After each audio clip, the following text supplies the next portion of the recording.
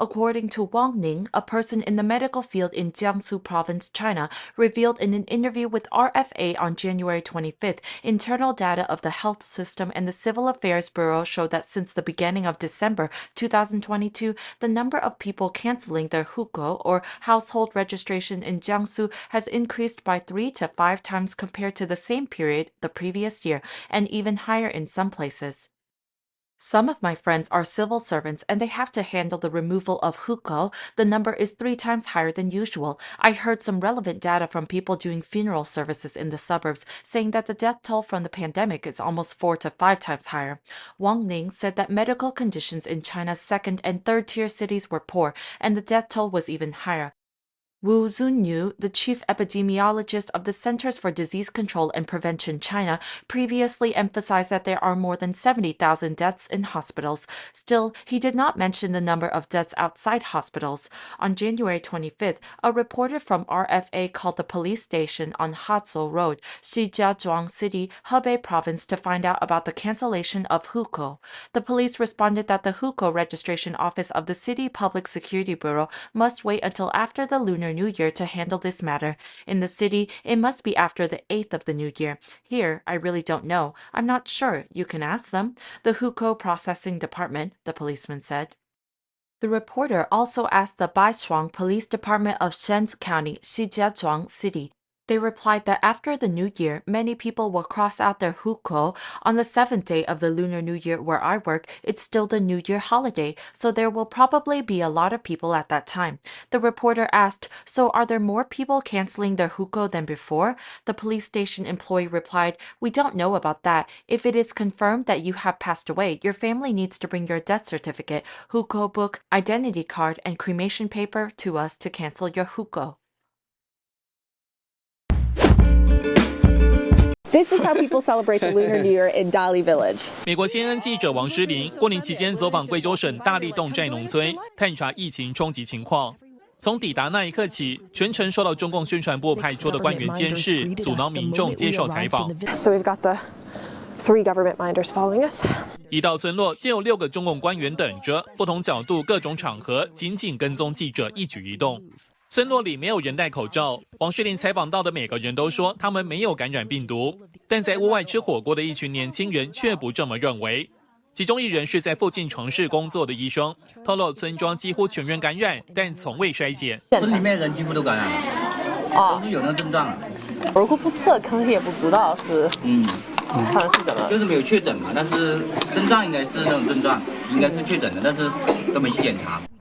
王诗龄表示，和采访团队在同仁下飞机后，乘坐出租车前往洞寨农村时，司机透露，他在乡下的家人都感染了中共病毒，他认识的许多人都死在家里，因为他们没钱去医院。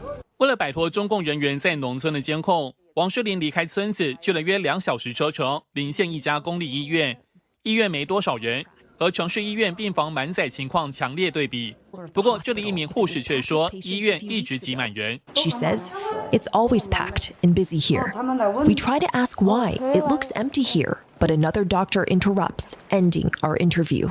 王诗龄发现至少3名政府人员持续跟着。王诗龄转前往村诊所，其他医院一家换过一家，都遭到当局严密跟随监控，干扰访问。虽然记者尝试访问当地人是否有看到几周前在诊所外排着长队，但无法得到任何人的回应。记者质询当局人员，监控者转身回避。我去哪里你都跟着，我们跑进去车里面穿进去，一直都在跟着我们。然后就是为什么？可是你们为什么在跟着我们？可以帮我了解一下吗？中共人员持续监控，公然介入切断访问，还会明确要求民众什么也不要说。Okay, so I was just interviewing the girl, and then the minders literally took her away from us. 荷兰驻中记者维瓦克之前到湖北农村采访去年12月到今年1月初那波疫情，他看到村民们不得不自生自灭，疫情导致死亡人数是平时的3到4倍，但很多农村人是用土葬而不是火化。维瓦克形容这是一场悄无声息的死亡浪潮。新唐亚太电视张东旭综合报道。Chinese police have openly followed a CNN reporter crew as they attempted to explore the real COVID situation in rural China. For the Lunar New Year, CNN's Beijing-based correspondent Selena Wang went to Dali Village, Guizhou Province, where the Dong ethnic group resides. The instant they arrived, they were met by 6 government officials. Wang said the officials stayed in the same or nearby hotel as them and would always be ready to await their departure. The crew left for a neighboring county after they noticed the police would talk to villagers ahead of any interviews and after. They visited a hospital fever clinic, which was strangely deserted. A nurse said the place had always been packed and busy there until being taken away by a doctor. Wang soon discovered that they weren't yet free from government surveillance. They left after being approached by a man who introduced himself as a member of the propaganda department. They visited another clinic and spotted the same government minders again. Wang said they said something to the clinic employees and they would evade talking to the crew. The black-suited officials would also interrupt their attempts to interview other people. The same situation repeated as the CNN reporter went to another hospital. At this point, she confronted them, but the minders would simply walk away and refuse to have any conversation. Wang said, "The moment I turned away, they would continue tailing us while obstructing our reporting." At a marketplace, the crew diverted away from asking about COVID to Lunar New Year experience. Still, an official immediately dragged a young interviewee away while the camera was rolling. He continued to push the woman and her family away before breaking off. Wang said, "We left and headed to several more hospitals, but with the minders following and interfering, we couldn't get responses from anyone." Throughout the journey, the crew collected conflicting accounts from residents as well. On camera, villagers would say that they knew no one who was infected with the coronavirus. Some older locals said that they received all the vaccinations and were healthy. But as Wang unexpectedly encountered a doctor from a close-by city, he said the opposite. The unnamed doctor said, "Almost all villagers have been infected. They had symptoms." As he kept his back to the camera throughout the conversation, he added, "They just haven't been diagnosed, but the symptoms match COVID. They just never were tested."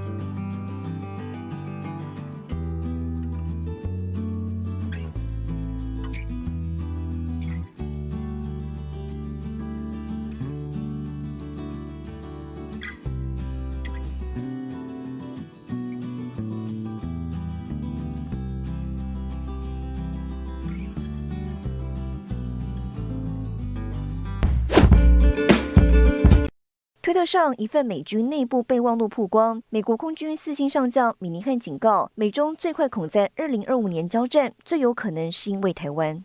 He urged his commanders to push their units to achieve maximum operational battle readiness this year. An internal memorandum over the issue emerged on social media and was later confirmed as genuine by the Pentagon. 米尼汉上将表示，主要目的应是嚇阻，必要时击败中共。而应对中共威胁，美国、加拿大和捷克相继公布印太战略，并指出要深化与台湾的民主伙伴合作。而法国参议院27号公布的印太地区战略报告则质疑法国政府的印太战略不够清晰，大多是宣示性内容。报告指出，法国的印太地区范围总共驻军约8000人，其中一半部署在中东阿拉伯海周边地区，另一半分散在印太各法属领地上。参议员建议应该要重新切分区域，聚焦军力，进一步纳入台湾、西太平洋和拉丁美洲。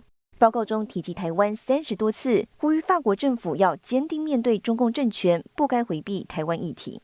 新唐人亚太电视文冠林赵廷玉整理报道。这后遗症这太严重了，喝口水给大家表演一下啊。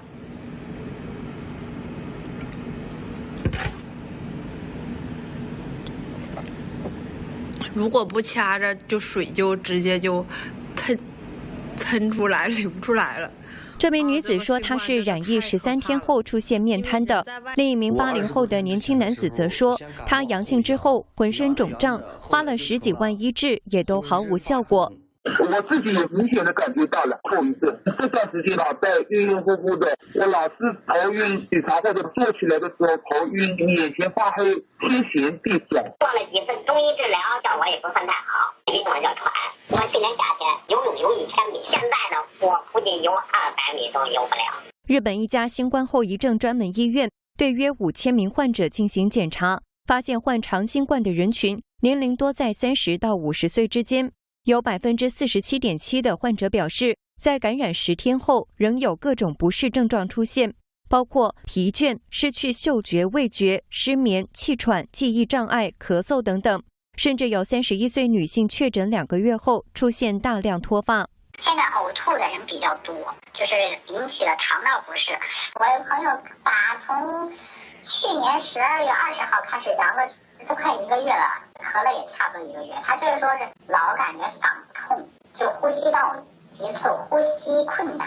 后遗症的现在不少医院给治疗的，这个上医院的。研究还指出，重症多出现在老人身上，年轻人患上长新冠等后遗症的风险则更高。台湾北医附一复健科医生林云义表示，1年多来求诊的100名患者中，至少有1/10长新冠超过1年都没能康复。好长时间没胃镜休息，后遗症太大了，人的命都丢了半条，自生自灭吧，扛不过去你就上胡子卡，也不可以写这个新冠。世卫组织27号表示，上周全球报告近4万例新冠死亡病例，超半数来自中国，但实际数字肯定还要高出许多。武汉有个规矩啊，人死了以后，新年要祭拜一下呀。30到初一，满大街摆满了白色的、黄色的菊花嘛，就说明武汉的人走了不少了吧？我就知道，反正是这个镇上的有周围村里边的几把年死的人多，老年人为主，也有30多岁的年轻人，有的时候一天死3个，有一个村一天死3个。我们这个小区有一个是回北京了，他家是北京的，冬天回北京，回北京以后就上个月20号去世的，刚70岁左右吧。正常来说身体平时都挺好，就今年回北京了，你看在北京也挺厉害的，染疫了。可是今年格外多前段时间应该是到腊月初上旬左右有类似的情况，买不到棺材了，那时候关的挺紧的。新唐人电视台记者韩飞，特约记者洛亚采访报道。